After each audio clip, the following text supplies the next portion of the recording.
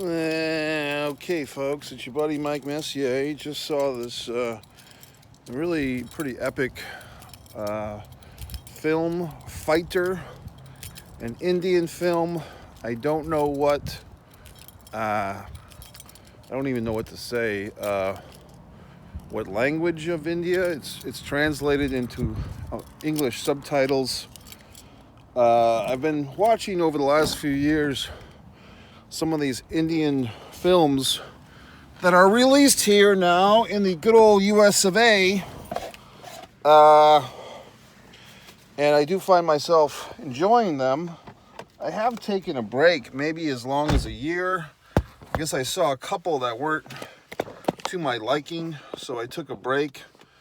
But I saw a little blurb on the internet today that basically, the headline said something like Indian Top Gun knockoff film Fighter does 25 million, or maybe, who knows if that was even right. Maybe it was 250 million at the box office. So I went to my Friendly Film app to get a ticket. I have that subscription here with AMC. And I just watched about 2 seconds of the preview, and I saw a nice image of a fighter plane, or a jet, and I said, yeah, I'll go see it.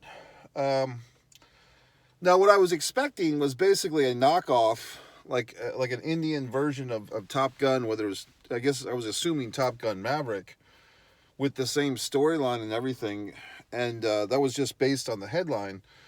I did not read the article. I don't like movies to be ruined for me. I find that a lot of these reviewers will ruin everything.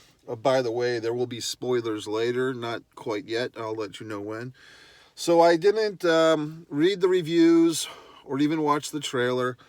I just thought, okay, I'm going to go see what they did with Maverick or Top Gun Maverick, and be pleasantly surprised or pleasantly disgusted or whatever the fuck.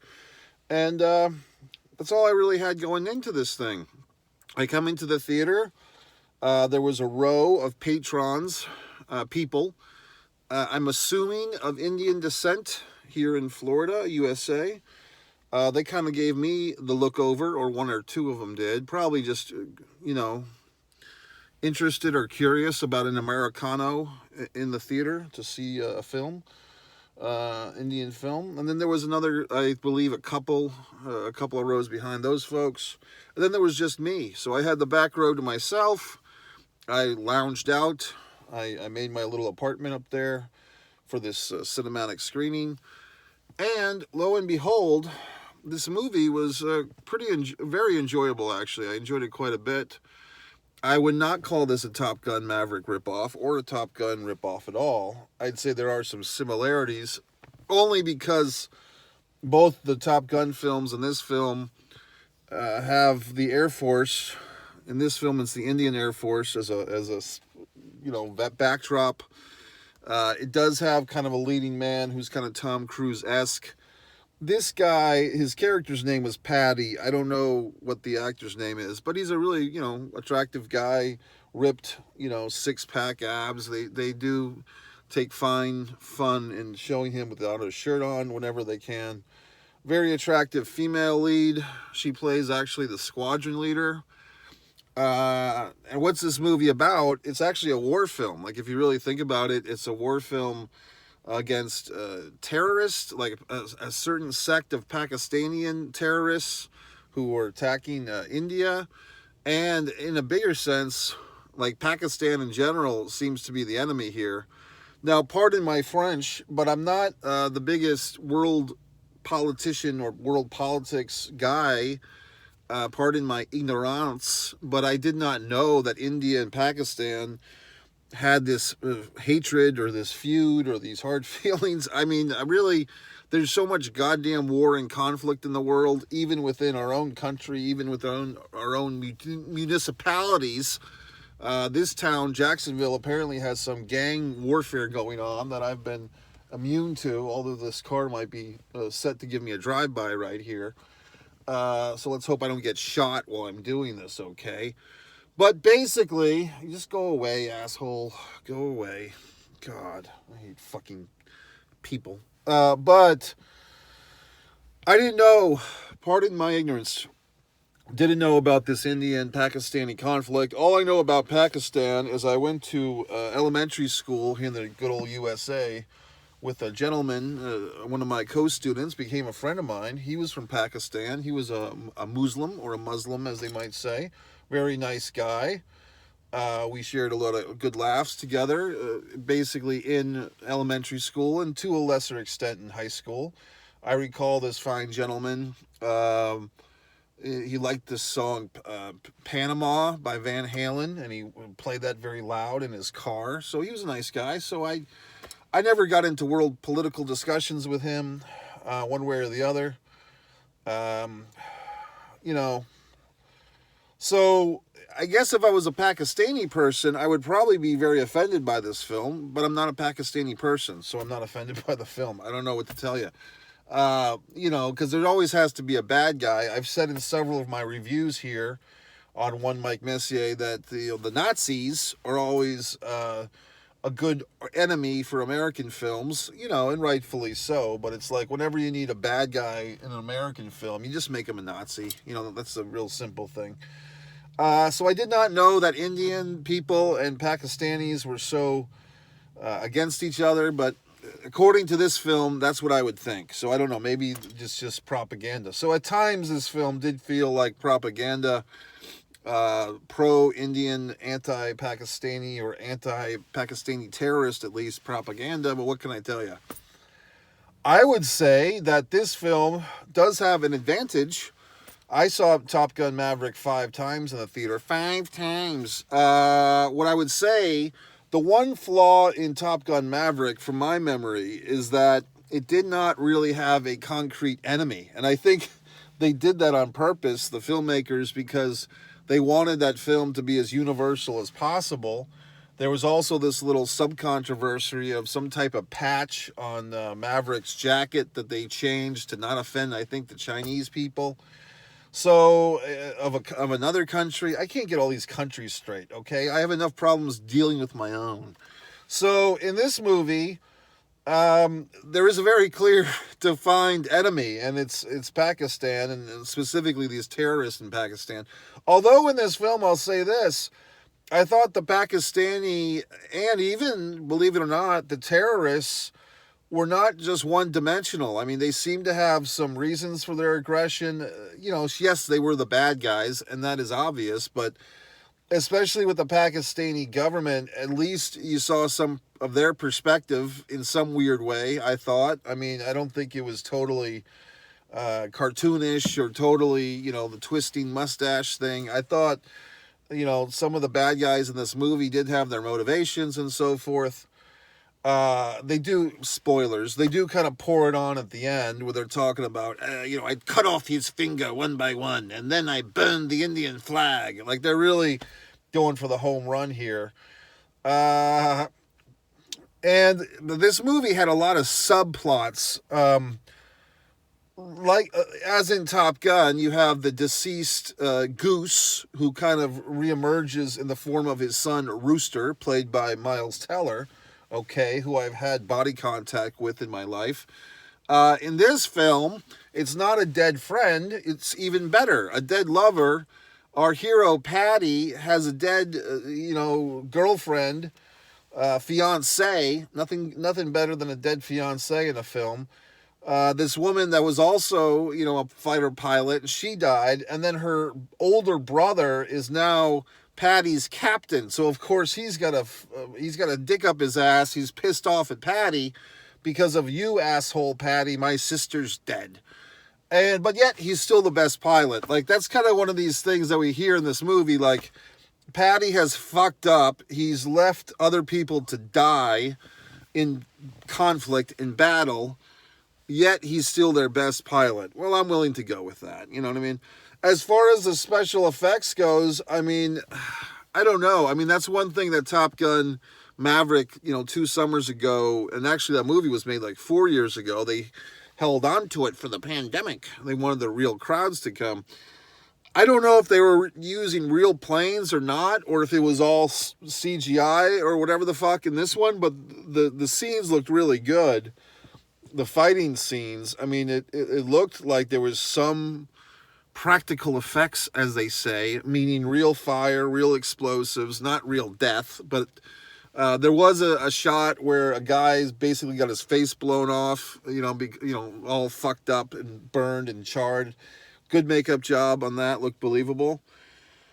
I was able to follow a lot of the story in this one, which was good. Sometimes in these subtitled films, these international films that I attend, because I try to open my mind, I do get a little confused. Sometimes I just get tired. It's hard for me to read all the fucking words in the subtitling while watching the action, and I just get aggravated. But this film, I actually followed, I think, most of the subplots. You had some romance, you had loyalty issues, you had actually a whole hashtag women's rights issues. Patty turns out to be a fucking feminist. His current love interest in the film has been disowned by her own parents, especially her father, because they expected her to be a good little Indian lady and get married and have kids, and instead she became the fucking squadron leader for the Indian Air Force.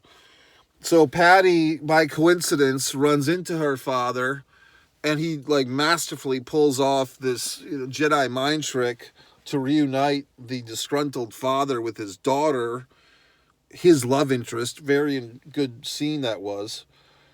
One issue that I don't think that was brought up in this film, that, look, I don't know all this stuff. I have no solution. But this whole Indian culture caste system, okay, which I just saw this other movie. What the hell was it called? It wasn't called Caste. It was called something else. It's the new big fucking intellectual movie that's out now. I saw it in one of these previews. And basically the whole movie's about that it's not racism that's our problem as a world, it's the caste system.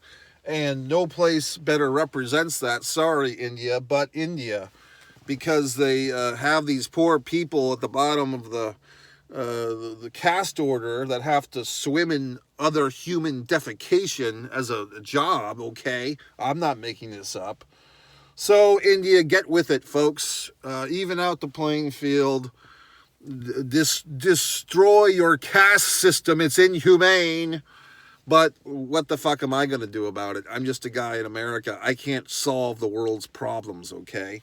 So I just enjoy the film. But anyway, I liked the movie quite a bit. Jai Hind. I was finding myself saying Jai Hind throughout, which is the prayer of every Indian mother, the fucking wish of every Indian child. Jai Hind. What can I tell you? It was a good movie. I mean, they do the thing in these Hindu, and I don't know if Hindu, but these Indian films, I don't know if it's Bollywood or whatever you fucking call it, where and I was just kind of waiting, when's the song and dance number going to come? Because it's so intriguing to me that it seems no matter what genre you see these Indian films in, the narrative ones at least, at some point in the film, you're going to have a song and dance routine. And it's so interesting how they pull this off. Basically, like I said, in every of the films, and I've only seen 6 or 7, but whenever they do launch into the song and dance routine, it's just interesting to me that defying all logic and all genres, they can pull this off. And with this dude, with this actor playing Patty, he kind of looks like a ripped up late 90s American rapper, with his button down short sleeve shirt open and his 6-pack abs. And he's got the hot chick, the hot Indian lady actress who's kind of, very demure in the film. But in these videos, in the middle of the film, she, kind of the Indian Beyonce or some such thing. So it's just interesting to me how they tie those in. And I do get a little, I don't know if it's supposed to be metaphorical, but are these dance routines and these music videos, is that supposed to actually be in the narrative of the film? Or is that just a side thing of subtext? are the characters, when they go back to the normal scenes, are they aware that they just did a fucking song and dance routine? Or is that kind of on a separate thread, is what I'm asking. And I think it's more like a mixture of both. Like, I don't think the stuff that happens in the song and dance routines is necessarily congruent with the rest of the film. It's supplemental. Okay, so it kind of feels like back in the old days, like in the US of A, you know, the 70s, the 80s, the 90s, going back to the Beatles and folks like that, folks, the Monkees, Head, from the people that gave you Head, the Monkees, and Jack Nicholson. They used to have bands like the Monkees and the Beatles that would make these feature films, and they would have these music videos that were part of the feature film. But you could also separate the videos from the film and enjoy them separately. With this, it's like, and then also you had a lot in the 80s, you know, movies like Vision Quest or Flashdance. You could watch the music videos on TV that were basically hyping up the movie, the soundtrack, etc., the VHS tape for purchase or rental. And in this, it's like the videos are in the goddamn movie while you're watching it. So it might be a good time to take a not a restaurant, but a restroom break. How about that? If you had a whole break to go to a restaurant in the middle of a film and came back at the end.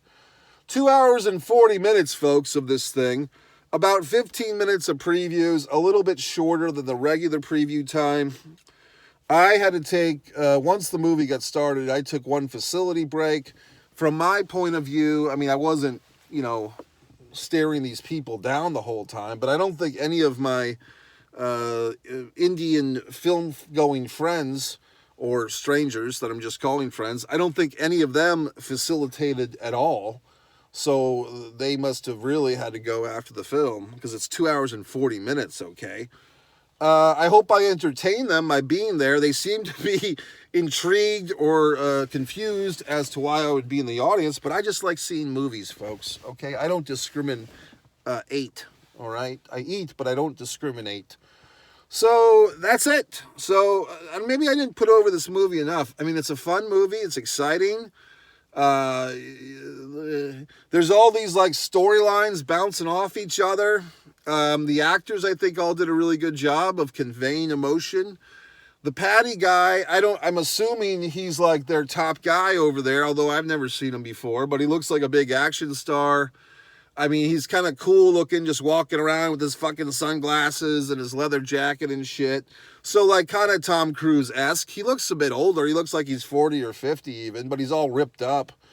The chick, the woman actress, was attractive, of course, which always helps.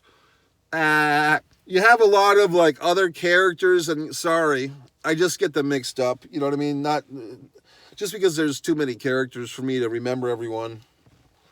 Like I said, there's multi-layers of bad guys. There's, like, the Pakistani government, the fucking Pakistani terrorists, all these wonderful things for cinematic purposes. Once again, folks, like I said, I had a Pakistani friend in elementary school. He was not a terrorist as far as I know. But I thought, if I were him, I probably wouldn't like this movie, but I'm not him, so I do. How about that? So once again, it's all from perspective. I really enjoyed this film. I would say that the specificity of the enemy in this movie, although, once again, the Pakistanis, I've got nothing against them, but that kind of made this storyline maybe a little bit better than Maverick, to tell you the truth, because the war, the conflict felt more real, okay? Whereas Maverick, it was very fucking vague. I still don't know, after seeing that movie 5 times, if there was an actual country as an enemy. I say go see this movie. I'll probably give it 4.5, like a big 4.5 or a 4.25. I really enjoyed it. Nice job, fine folks. Your buddy, I'm an actor myself. You can cast me in one of your goddamn films. And Jai Hind, okay? And for my Pakistani friends, no Jai Hind. And for my Indian friends, Jai Hind. See? I covered all the bases. MikeMessier.com, One Mike Messier. If you want to see my wonderful films, go to One Man and a Camera Films. If you happen to be a pro wrestling fan, One Pro Wrestling and Sports Fan channel, MikeMessier.com. Scroll to the bottom and buy one of my books. Good night, folks. One artist, Mike Messier, for my art.